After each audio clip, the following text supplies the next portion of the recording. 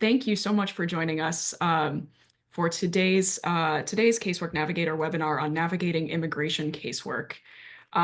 If you've been here before, you know me, but I'm Ann Meeker. I'm Deputy Director of POPVOX Foundation. I am a former caseworker. I am a former casework manager. And I have the absolute delight and privilege of running our Casework Navigator program for POPVOX Foundation. If you are new here, we are a nonpartisan nonprofit of former congressional staffers dedicated to supporting Congress, supporting legislative institutions around the world, trying to help these vital institutions keep pace with rapid changes in technology and society. Our Casework Navigator program is dedicated to supporting caseworkers for this incredibly vital and really difficult role, and also elevating the importance of casework in broader conversations around modernizing Congress and strengthening our institutions. So thank you so much. I realize it is a wild time to be doing casework, and so we are so grateful for you spending a little bit of your time with us today. So just a word of introduction for this particular series for our Navigator program. So we are hearing loud and clear from caseworkers that the biggest challenge of casework right now is keeping up with the very rapid pace of change across federal agencies. And so with that in mind, we understand that sometimes it is helpful to hear, not even directly from agencies, but sometimes from the nonpartisan, the civil society organizations that also work directly with agencies in a way that's very aligned with casework. Definitely helpful just for their insight and their expertise into what's happening now, but then also in helping caseworkers figure out who can you go to for help in your community, who can be a resource and a partner for you on figuring out how best to help your constituents. So I know last week or a few weeks ago in this series, we heard from the National Organization of Social Security Claimants Representatives. And this week, we are so honored to be joined by the American Immigration Lawyers Association. Let me flag, I think you probably saw this in the registration, but this is actually a two-part webinar. So today we are going to be focused on business and employment casework. And then next week, we are going to be focused on family and humanitarian casework. So if you brought a burning question about family and humanitarian casework, we will have an opportunity to dig into that next week, and I'll post next week's registration link. And this is a larger panel than we usually do for these webinars, so let me make some introductions. Today is especially special for me. I think many of you, if you've been here before, know that I am not an immigration caseworker by background. So I am so delighted to be joined by a special guest co-host today, Meghan Vogel. Many of you may have worked with Meghan in her former capacity as a lead immigration constituent advocate for the office of Senator Sherrod Brown, my former senator here in Ohio. Meghan is currently finishing her MPP and actually just about to start a brand new job for the Cincinnati Children's Hospital as Senior Program Manager for State Partnerships on addressing infant mortality. So going right from one really hard, heavy workload to an equally hard, heavy workload. But we are so delighted to catch her right between things. So Meghan, thank you so much for joining us. I will turn it over to you and have you introduce our guests from AILA. Yeah, thank you so much for having me. I'm happy to talk about immigration casework. It's a really complex area, and that, there's two different privacy release forms, there's two different agencies. So getting to have AILA here to kind of walk us through all of it, I think will be really, really helpful. Like Ann said, we'll be talking about employment-based and student visas this week, and then next week will be the humanitarian and family-based petitions. And I also want to encourage attendees to use the Q&A section for questions. From AILA, we're delighted to have Blanca Hernandez and Lucy Cheung. Blanca currently serves as AILA's Supervisory Policy and Practice Associate after several years liaison directly with AILA members, attorneys on case assistance and trend and data analysis. Lucy is a partner at Goldstein and Cheung LLP, admitted to the Massachusetts Bar and the New York Bar. Ms. Cheung practices general immigration law with a focus on extraordinary individuals, business, corporation, international students, education institutions, and family immigration issues. She is an active member of the American Immigration Lawyers Association, AILA, and NAFSA Association of International Educators.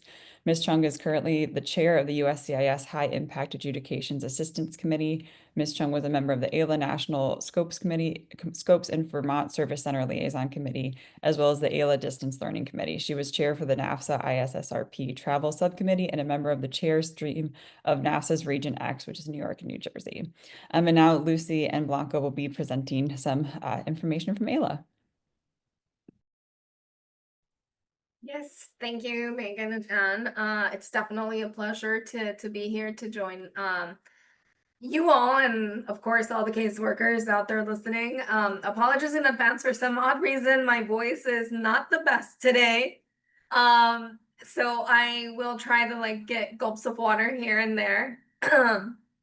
But yeah, we just kind of wanted to do a quick overview in terms of acknowledging, right, the fact that there's this constant changing environment right now.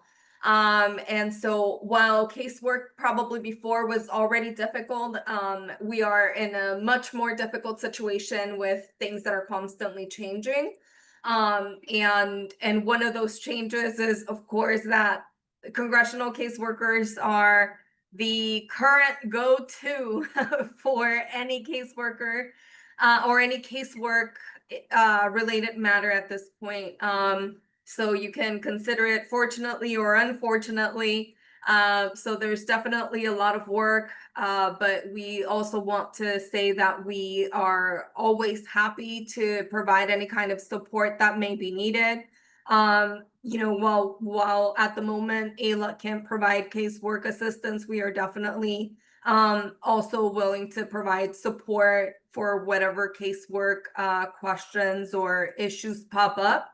And so that's one of the reasons we're here, and we'll delve a little bit more into the topics, but also one of our goals is to make sure that as caseworkers, everybody has the most up-to-date information or has some kind of direct communication with some of our chapters, right? We have chapters across the country. And so really our goal is to make sure that we all help us help you, right? And so I think that's really one of our current goals is to make sure that we all are able to partner up as much as possible to be able to provide the best casework possible, and of course to be able to support you all in whatever way we can. And so I don't know if you wanted to say something to start off with, Lucy. Well, I think maybe if you want to go through kind of the how to go through inquiries, and I could go to the nitty-gritty on the complex world of immigration law. Perfect. So I would say I am familiar with the way that we raise inquiries, and so I don't know if there's like a different avenue to which caseworkers raise inquiries, right? And so also the way in which we last submitted inquiries was different than how we initially started. And so where we ended up submitting inquiries the last time around was directly through USCIS feedback. And so feedback was like the triage component that would send everything specifically to wherever it needed to be sent. And via feedback, there were situations where we could also reach out directly to public engagement, depending on the situation. We could also reach out directly to the lockbox, particularly when the filing locations for many applications, particularly for business and non-immigrant visas, changed from service centers to now being receipted at a lockbox. And so lockbox became definitely one of our most common go-to set of folks to provide support in how we were doing. And so one of the things that I did definitely want to mention as important was the structure or the component of an inquiry, because how an inquiry is drafted will have very much a big impact in the type of response that is received from not just USCIS, from any agency, but particularly focusing on USCIS at the moment. The way in which we structure inquiries has, one, the way in which something is structured, and two, with how much knowledge we have of what is being escalated, right? And so I think making sure that we do a little bit of digging if the particular case type is not something that we are familiar with at the moment. That is definitely something that we want to be a bit more familiar with at the moment of creating this inquiry. And so the way in which we structured inquiries was an opening of, hey, USCIS, we are raising this inquiry, and in a sentence, provide a, this is why, right? Like the quick one sentence. Attached are the documents that support why we're raising.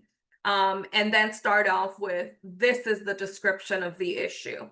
And so you mentioned the form that you are raising, why you are raising, what the issue is, and provide dates, provide receipt numbers. A lot of these, especially, for example, if you have an H-1B that has relatives, and as a result, you're gonna have H-4s attached to it. You want to make sure that you are including not just the receipt for the H-1B, but you're also including the receipt for any H-4s that might be attached to it. The moment in which one was approved, right? So for example, like an Edakuni settlement, we would escalate cases because they, as a result of an Edakuni settlement, these were supposed to be processed in a bundle. And so while the Edakuni settlement has sunsetted as of January, that we still kind of see a bit of bundling happening.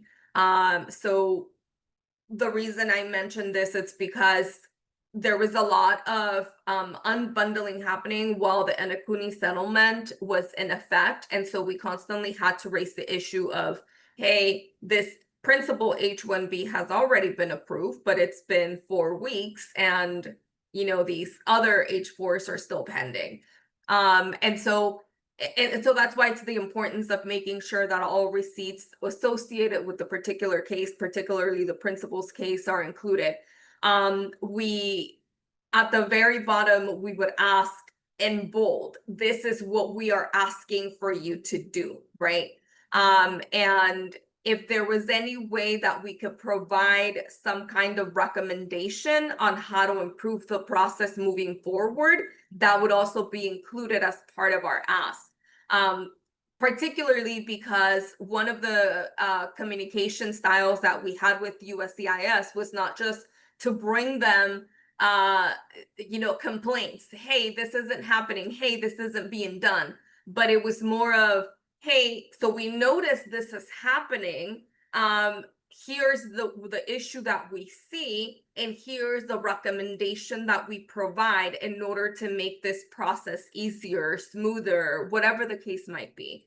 And so that allowed for collaboration, because while we were raising the issue to the agency as being an issue, they also needed to understand, well, what is causing the issue? And is it something that is occurring on our end?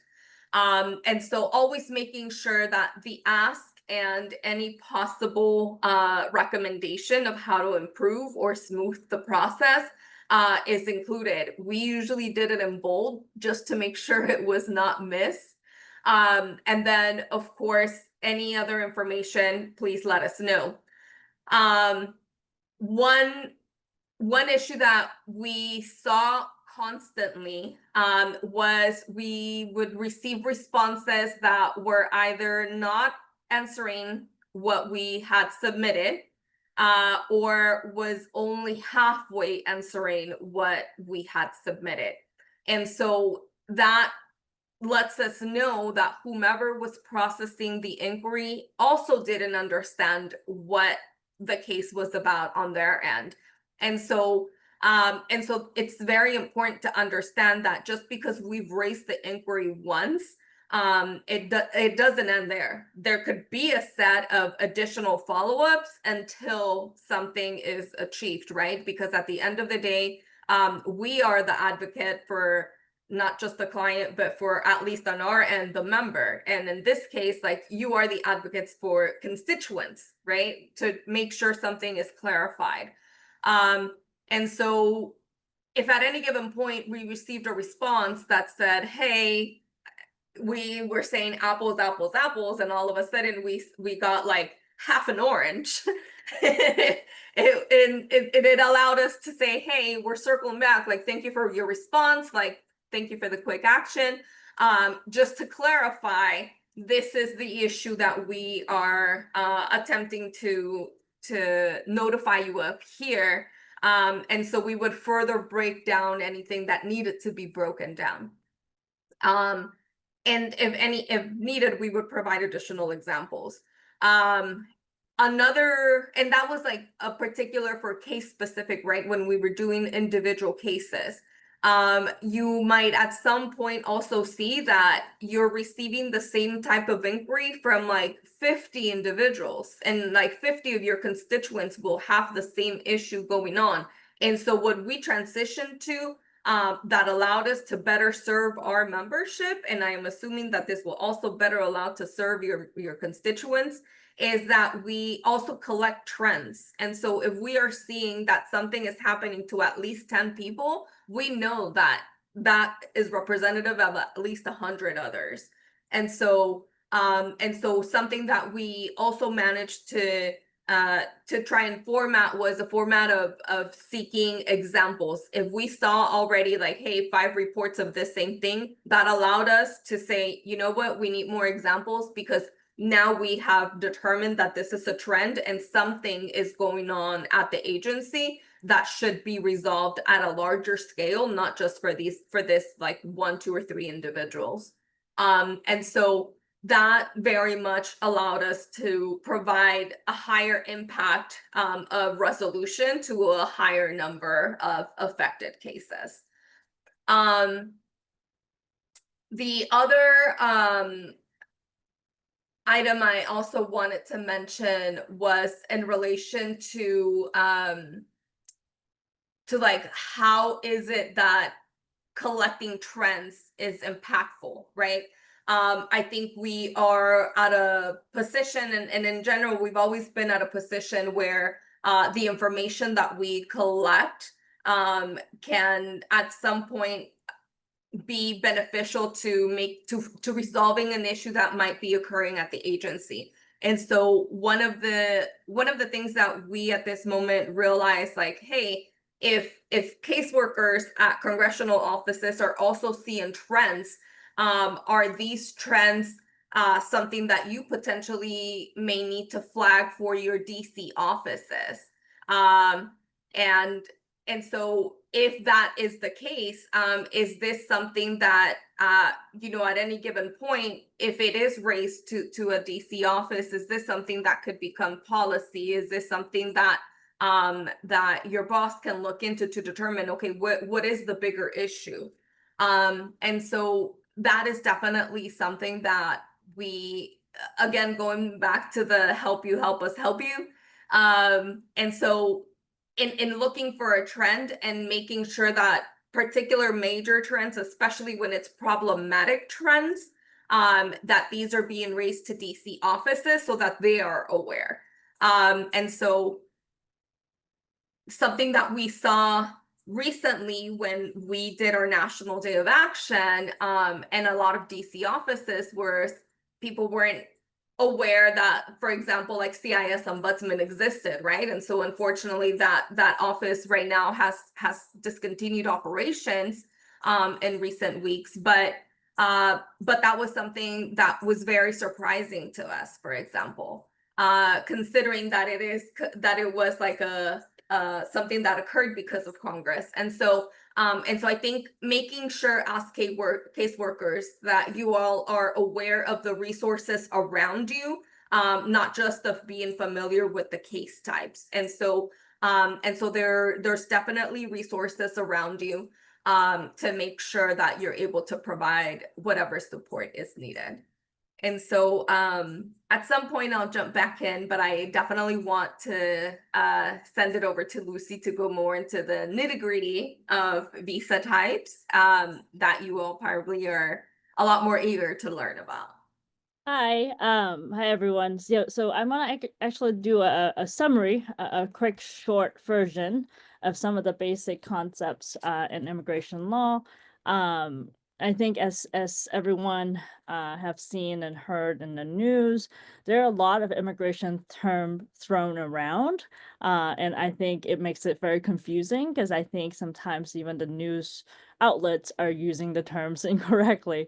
And I think as you can see and hear throughout the whole session, that there are a lot of things going on in immigration, and immigration processes are very complex, and it involves many agencies. So I'm going to provide some of the basic concept. I'll go into what a non-immigrant visa and employment-based visas are. So I wanted to go straight into visas and statuses. A lot of times in the news outlet, and I think any kind of congressional office, the word visa gets thrown around very much. So a visa actually is it's pretty simple. It's a visa. A visa is an entry document issued by Department of State at a U.S. consulate abroad, which is laminated in a traveler's passport. It provides authorization for an individual to travel to the U.S. To ask to be admitted to the U.S. After entry, the visa is actually not necessary until someone travels abroad again and needs to come back. There are exceptions to a need to apply for a visa, such as Canadians and those from ESTA countries for coming in as a tourist. And one thing to remember is Department of State has broad discretion on issuing visas. So the main thing to think about when someone asks about a visa is the materials to reference to is the Foreign Affairs Manual. So that is a big chunk of information or materials that consular officer go through when they're looking to issue a visa. So the more important part for someone who is in the U.S., a foreign national in the U.S., is the status. So after someone's admitted using a visa, it's a specific type of visa, they're admitted in that status. And each status has its own eligibility requirement and condition to be in the U.S. in status. I'm not going to go into details on those. There are limitations and then exceptions, but those are very specific to each alphabetical non-immigrant status, as well as to green card holder, which has less restrictions. So going straight to non-immigrant visa. So non-immigrant visa are temporary visas. Those who have the non-immigrant visa come in as a temporary visitors. And the materials to look for is the Code of Federal Regulation that provides all the requirements, eligibility, and limitations, and how to maintain status for each of those non-immigrant status.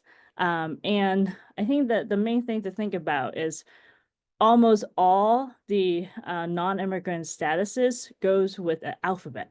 So non-immigrant visas goes with alphabet. And I think the Congress has used pretty much all the alphabet. And then one thing that's important to remember, for almost all the non-immigrant visas, they have a temporary intent. So ultimately, most of the visitor has to go home, except for the H-1B or the L-1 workers. They do have a dual intent element in the regulation, so they're allowed to have an intent to stay in the U.S. permanently. So, and for the most part, kind of touching on employment-based visa for non-immigrant temporary workers, a lot of the, I think maybe a third or half of the alphabet provides for work authorization. Some of them have work authorization incidental with their admission to the U.S., but some other ones, also including dependents, require an additional application to apply for work authorization. So that's that. And then going forward to talking about employment-based visa. So employment-based visa also have two different types. We have the non-immigrant visa type, which I discussed with the alphabet, and the immigrant visa types, which is permanent, more permanent than the alphabetical temporary workers type. So those two different employment-based type visas. So the idea is most foreign national come to the U.S. on an alphabetical non-immigrant visa type. And then while they're maintaining that status, they have the ability to file a green card or permanent resident application to apply for permanent resident, which is green card status in the future. So for permanent resident immigrant visa types, most of the time, the employer has to go through a process with Department of Labor, and there are other types for those who have more credential that does not have to go through the Department of Labor. And then, as Blanca has spoke about earlier, with immigration cases, there are a lot of agencies to deal with. And employment-based visas statuses require working with many different agencies. So USCIS, Citizenship and Immigration Services, this is an agency that adjudicate applications and petition. They are a benefit agency. For the most part, I believe congressional aides and caseworkers usually work with USCIS on case type. But even through that, if an applicant is filing for a employment-based visa for a green card, the petitioner and beneficiary could ask for a consular processing after the I-140 is approved, and that will kick the case to Department of State, which will have to request documentation and then schedule an interview at a U.S. consulate. And as I noted, some of the immigrant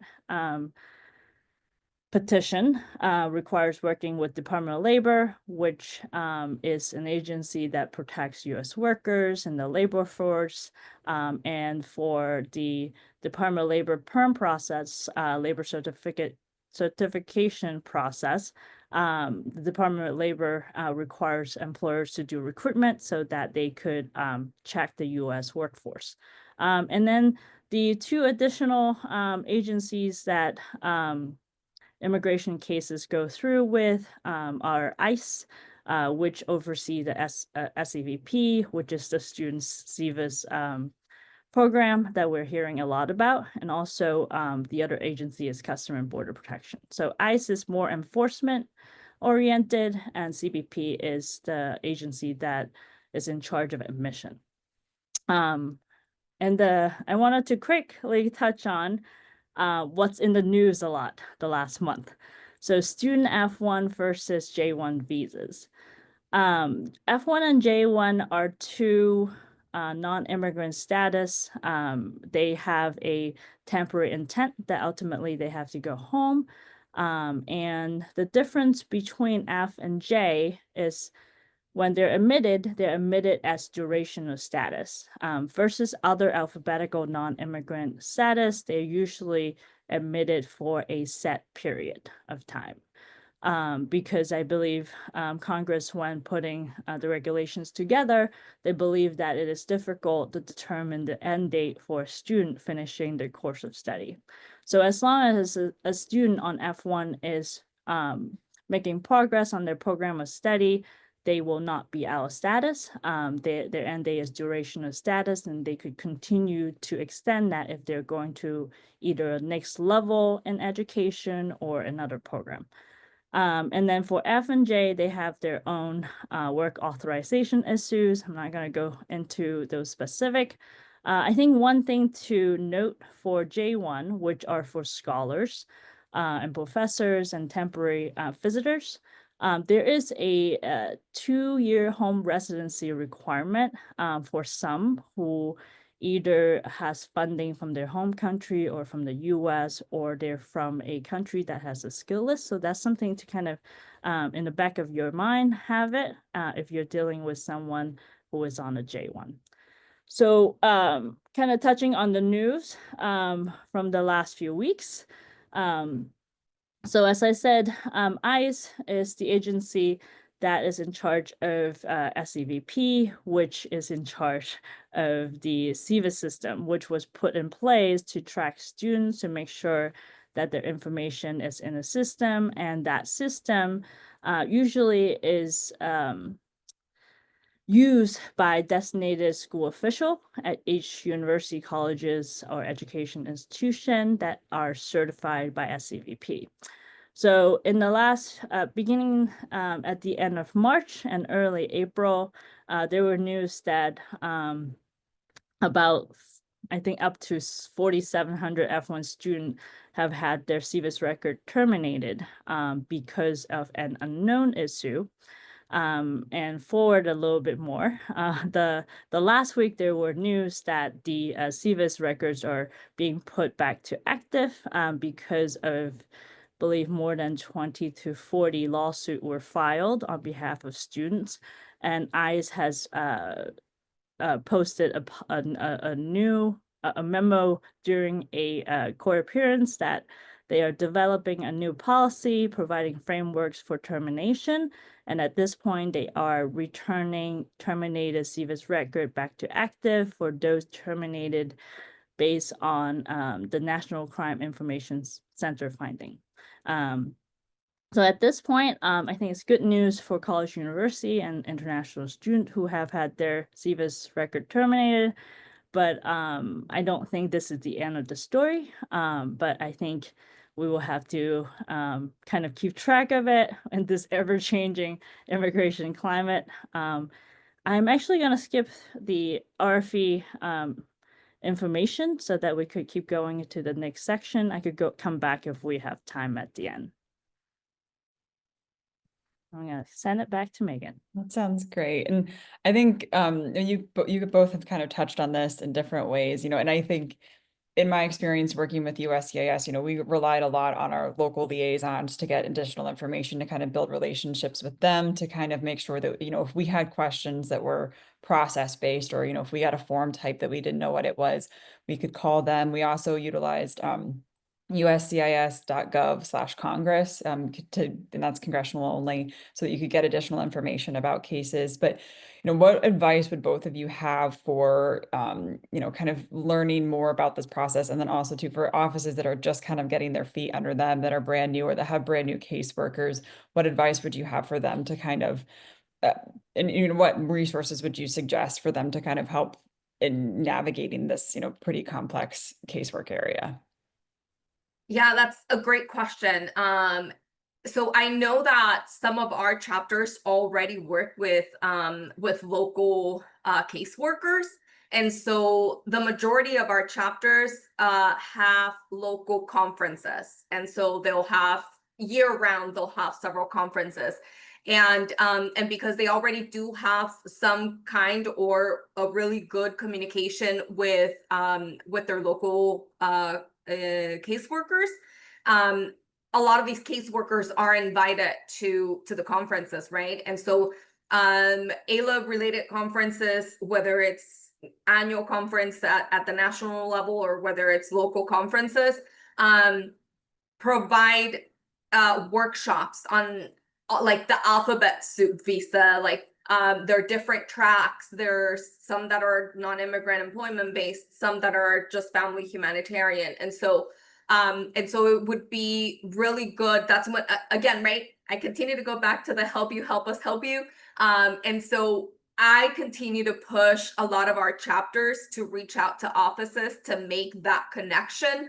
But I would also invite you all to reach out to local chapters. And if you don't know how to reach out, please reach out to me. I'm happy to connect you with the local chapter in your area, who, might be able to provide you information of their next conference or any resources that may be public and that they're able to share. Because while AILA National may produce resources that aren't always available to the public, local chapters also have like their own autonomy, and they also decide what documents, what resources will be to the public and what resources will be just for their members.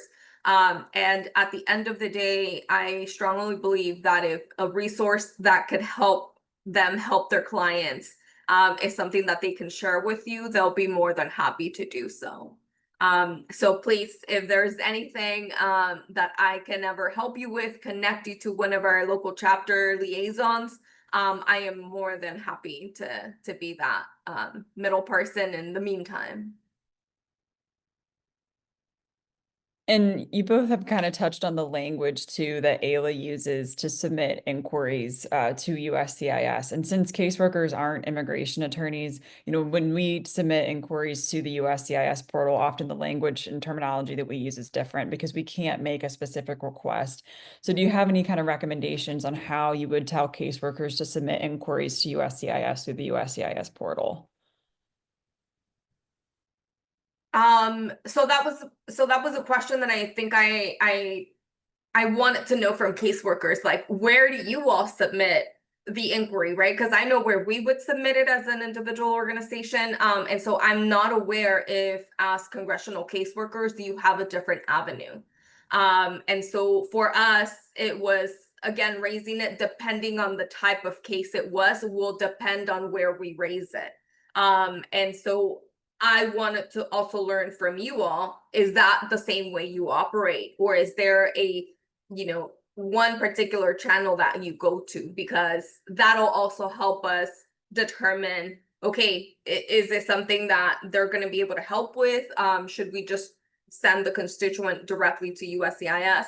And also important that some of the channels that we used at the time when we provided assistance was not something that was available to the public. It was only available, for example, to us as an organization or to attorneys.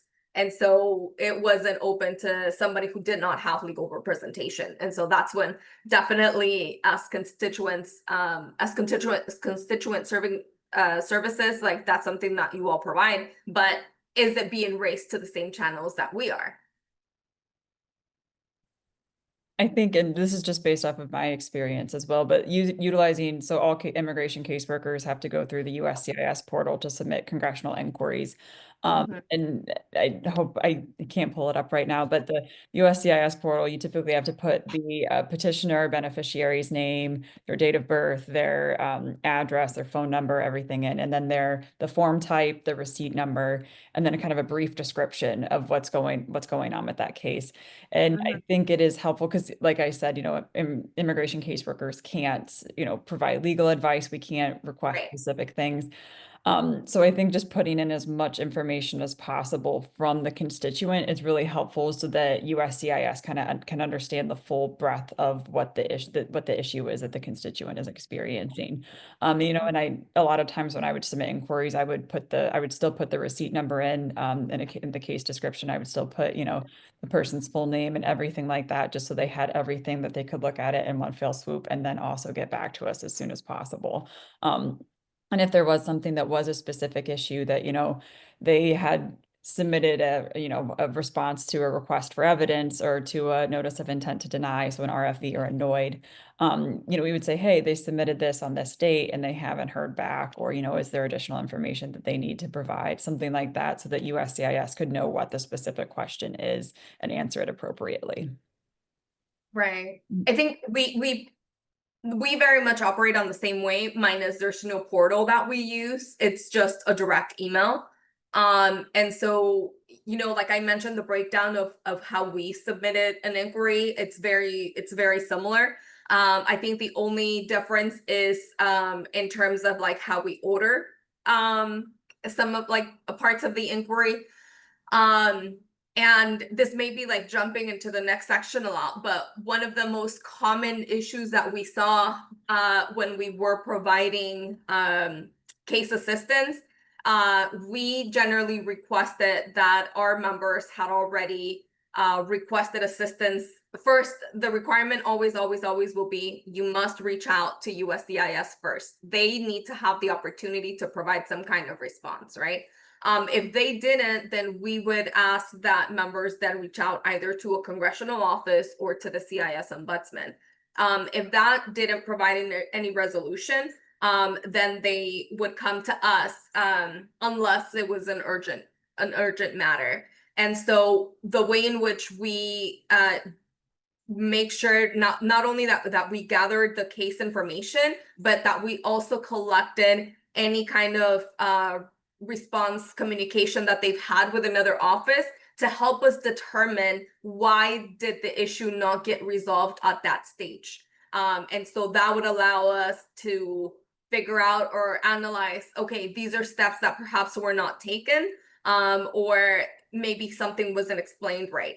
And so the most common issue that we saw in terms of something that had been raised to a congressional office was that there was the inquiry was submitted, and the response again came, you mentioned apples, apples, apples, and the response came back orange. And so the congressional office at that moment said, well, this is the response that we received, and we cannot go back to like clarify, right? Like this is all we're able to do. And so that's when members had to come to us, like, or legal representatives would have to come to us to figure out, like, well, this is kind of like as far as that they were willing to go, or as far as they were able to go. And so that's, I think, something that for us to also learn and from you all to figure out, like, is it that USCIS limits how much communication you have in the back and forth to try to clarify, to try to advocate for your constituent, because if they don't have a limit, definitely that advocacy for your constituent to make sure that something is resolved is really going to go much longer now, considering that there is no other avenue for these people to seek. And so we are definitely going to be looking at you to provide the support. And while we are there to provide any backup support that you may need, we also need to make sure that there's follow-ups possible. And for us to also learn from you, right? Like what are your limitations in terms of what the agencies allow you to proceed with? I also wanted to just kind of jump in and add to what Blanca was saying. And in addition to all the procedures and the back and forth, I also think that we have to understand constituents may have a timeline, deadline dates for each inquiry, because I didn't touch on the request for evidence. So after a USCIS officer has looked at an application or petition, if they have any question, they could issue a request for evidence, notice of intent to deny, various forms of follow-up requests to the applicant or the employer. So those requests have their own time frame. So most of them for work-related non-immigrant statuses, those petition have 84 days return, but the notice of intent to deny only has 30 days. And then if an applicant or petitioner gets a denial, the appeal periods is only 30 days plus a 3-day mailing. So there are deadlines that your constituent may be looking at that might require kind of pinpointing what the issue is, so that we're not required to go the back and forth, which may take time, and the response time is ticking. And just like Blanca said, the local chapter for AILA, we're always here. And also depending on the inquiries, because I think some of them might just be procedural, where it might be a rejection, it might be a return date on an RFE. So those might be a little bit easier to pinpoint. And I think right now, as Blanca said, it really depends on where the response or petition is going, because RFEs now are being sent to Texas Service Center so that they could be scanned. So the receipt date might be going to Texas, but the adjudication may go to a service center adjudicator. So there are a lot of moving parts going on. And to piggyback off Blanca's kind of comments about the USCIS ombudsman, what can constituents and congressional offices expect now that the ombudsman's office has been disbanded? I mean, you could definitely expect an increase in case assistance requests. and this is going to be both from legal practitioners and from just applicants and beneficiaries across the board, right? So if it is coming from a legal representative, you'll probably already see that they're able to provide a better explanation of what is needed. But a lot of the constituents, if they don't have an illegal representation, as I'm sure you're already aware, like might not be able to fully explain what it is that they need assistance with, right? And so you're going to have to figure out like, okay, let me try to figure out what this case is about to determine how I may be able to support. And so that's definitely something, at least numbers, we're definitely going to see that increase if it hasn't already. But I think that that's the bigger issue that we see. And I would say, it's unclear, like our congressional office is going to continue to be able to escalate any kind of case inquiry moving forward at any given point, right? And so I think that that's way down the line to be determined type of thing, but it's definitely something that we know. One, there is going to be a lot of deadlines. We are already seeing a lot of RFEs for some things that we've never seen before that we at some given point think they're redundant. We're seeing a lot of denials for RFEs or NOIDs that were already responded to, and they appear to be nowhere in the system. And so I think that there's going to be any type of case that is out there will now come to you. So that's why I continue to say, like, please reach out, because all of these chapters are going to be more than willing to communicate with you and to provide the assistance needed.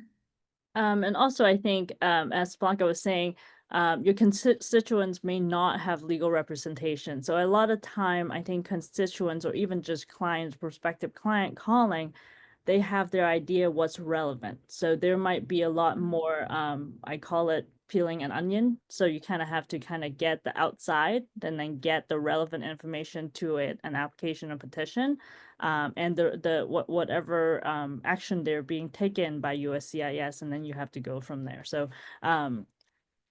ask us. We're here to help, and we would love to help, because I think you guys might be the last line of defense. And what would be the best way for constituents to get in touch with their local AILA chapters? I would say at the moment, if you can send me an email, I would be more than happy to connect with, to kind of start that. So it's also like a bigger project on our end that we're working on to make sure that we are able to collect, like to match up everybody. So feel free to send me an email at bhernandez@aila.org. And perfect. I was like, because I would put it on there. And I can start making those connections. We will definitely work on a bigger project that will eventually just maybe something that is public that you all can access and look right into into some document and say, oh, this is a person I can reach out to directly for wherever my constituent is, right? And so for now, let's start there as we kind of continue to move that project forward. And at a certain point, as we develop the list, maybe we could even just share it with Anne to be posted on the website. That way it'll be easy access. Yeah. And there's also I mean, I know that there's so much going on, right? And so something that AILA has also done, and I believe I shared a sample with Anne, I can't recall if I did. So we have a platform where a lot of congressional offices sign up to receive like updates from AILA, and so there's like a rolling kind of like updates in terms of what's happening around immigration issues that might be in like of very much use to you.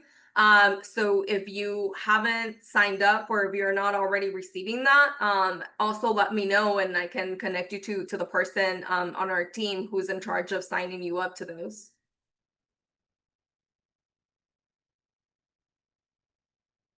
Awesome. That's great. Andrew, you want to move on to the audience questions? Yeah, absolutely. And we had a couple that were pre-submitted, and let me just remind folks again to drop, we do have a few minutes left, so please feel free to drop any questions you have in the chat. If we can't cover them today, we will make sure that we get you in touch with somebody who can help out. So one that we got through the chat, you guys have touched on this a little bit, but I'd love to dig in on it again, is someone asked, how can people navigate the limited immigration legal resources? This caseworker asks, we have a limited amount of immigration lawyers in our city, much less people who specialize in things like, I think that's an I-9 audit. Do you have advice for folks on just how else can they best connect their constituents to legal resources? With immigration law being federal, I think if you don't have someone or a local chapter liaison for AILA in your city or your area, certainly reach out to someone else in neighbor local chapter, because we could certainly help. And I think as soon as you reach out to someone else, they could find someone in your local area who could provide the information for it. Wonderful. That's really helpful. And we've had a bit of a back and forth in the Q&A on language support, which I think fits very nicely with the previous question. So Deborah had asked earlier, do we have advice for offices when they are working with constituents where they don't have in-house language expertise? So I'd love to actually pop that to all three of you. Megan, I know that you handled this a little bit as well in your immigration casework career. Any thoughts, any advice on where to look for that specific support? Yeah, I mean, our office, I know that there's translation services that USCIS has, that at least when I was in the office, we would sometimes utilize those. But then also too, a lot of times constituents would also have family members or friends act as translators for them. So, and I know Deborah also mentioned that there's the privacy, issue of you can't interact with the third party. You have to interact directly with the, petitioner or the beneficiary. So in that sense, a lot of the time we would just email all of the information directly to the person that was contacting us, even if there was a language barrier.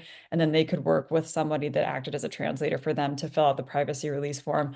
They could sign the privacy release form noting that they were the translator and then send it back to us. And when we would get updates, we would just send them back to that email so that they could look at them with someone that, just say like, hey, can you translate this for me? Instead of having to interact with a third party since we can't because of Senate ethics. Yeah. Definitely. Blanca and Lucy, just anything else to add? Blanca, I know you'd mentioned kind of low bono and pro bono options, and maybe that's a place to look. Yeah, I mean, at the end of the day, like, I think a lot of constituents will be a lot more familiar with organizations, but they maybe don't know how to connect, this organization that already provides me the service with this congressional office whom I'm seeking assistance from, right? And so I know when I was doing direct service as a paralegal and I was working particularly with with Indigenous communities, like there was never a way that I was going to find an interpreter available, right? That at least in those years, native languages were not as common. And considering that even within villages, there's like a distinct in between those native languages, it's a lot harder, right? And so there are organizations around the country that particularly focus on language access. And so it would be a good idea to, one, create a list of, what are the most common languages that you need assistance with. And I think at the end of the day, it's a lot easier to find something once we have a list, because it is probably very common that our members are already using services from any of those organizations, and they're more than willing to share. Okay, super helpful. And last thing I'll flag there on the House side, at least, I know for a while the House Democratic Caucus was offering a language line assistance for members. And I want to flag that even though it may not apply to, it certainly doesn't apply to everyone on this call, just in that this is often a helpful way for caseworkers to think about building on and asking for the resources that you need. Knowing that a language line has been approved for a subset of the House, it makes it an easier conversation with CAO, an easier conversation with your team's leadership to say, hey, this has been a service offered elsewhere. We would also like access to it if that's something that would be helpful. And we have a great question in the chat from Tony, who asks, I know a lot of congressional offices will not take a case when they have an attorney due to the attorney charging the client or constituent when the attorney contacts the congressional office. I'd be very curious to hear, how does AILA cover that? Are there guidelines for AILA member offices on just how to bill or not bill for the time you spend with congressional offices? Great question. I think that's a wide range. I don't think there's a set industry answer to this, but I think at a certain point, I don't know if a blanket policy for not interacting with attorneys because they charge for their services is actually helping constituents, because I think, as we talked about, when someone who's sending an inquiry pro bono, they might not understand the legal concept and be able to express what the result or ask is, right? So if you have an attorney, you might have one email that lay out all the procedures, the process, what happened, what are we trying to do. So I think at a certain point, I think each office has to ask themselves, is it more efficient, irrespective if someone is represented or not, to kind of take that inquiry and then see if it's something that you could help. Because I think at the end of the day, an attorney is helping a client. And I think it really depends on kind of individual offices, where they want to stand. Because I do attorneys gonna charge. Each attorney charge differently, and some offices, pro bono, Catholic charity, nonprofit organization, they charge different things, or they don't charge at all. So I think there's such a wide range. It's kind of difficult to make a blanket policy, I think, on that. Definitely. So it sounds like definitely a question for caseworkers to have that conversation with your team's leadership and figure out, do you have guidelines for kind of making a case-by-case determination?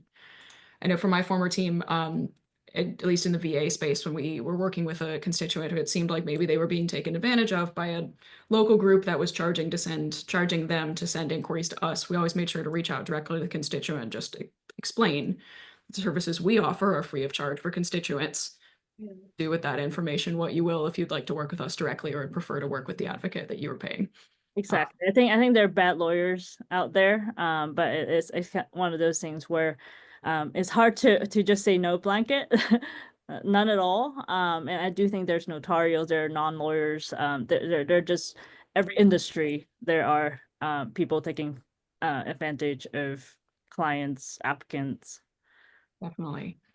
And so let me just also put in plug for you guys again, that being in touch with AILA and being in touch with a serious organization that accredits and supports legitimate immigration attorneys is also a great resource for congressional offices to kind of have that trusted source to say, hey, I've got something weird from a local attorney. Is this legitimate? How do I handle this? Is another great resource. And yeah, and if you have any question forward to Blanca, we have committees who work on various different things on various different topics. We could certainly let you know if an ask is weird and the information provided just doesn't sound right. I think we have communities where we have listserv. We're like, are you seeing this? Does it look right? I mean, we do the reverse. We're saying they're constituents getting calls and notices from people saying they're from USCIS and you have to leave right now. Are those legitimate? What kind of documentations or what kind of information they're providing? So I think on both sides, just let us know. I think it's good to share information. We look at trends and you'll see trends. So that way sharing the information, I think, is helpful for everybody. Wonderful. And that is such a perfect note to end on. We are at time. So let me say again, thank you so much, Blanca, Lucy, and Megan for joining us to share your expertise, talk through a little bit of the kind of basics for what folks can understand and what resources folks can go to AILA and AILA members for. We really appreciate you answering some of these questions and talking through the basics and how to kind of think about ways to go find those next level resources. So let me remind folks again quickly that this was part 1 and next week is part 2. So make sure to go ahead and register for our session on humanitarian and family related immigration issues next week on May 8th, if you haven't done so already. And all of our resources are up at popvox.org/casework. And I am also always available to answer any questions or get you in touch with one of our speakers if that is helpful. So thank you all so much again. It was absolutely a pleasure as always. We appreciate you being here. And Lucy, we won't have you next week, so let me say a special thank you. It's been Thank you wonderful. for the opportunity. Awesome. Everyone have a wonderful afternoon, and thank you again so much for joining us.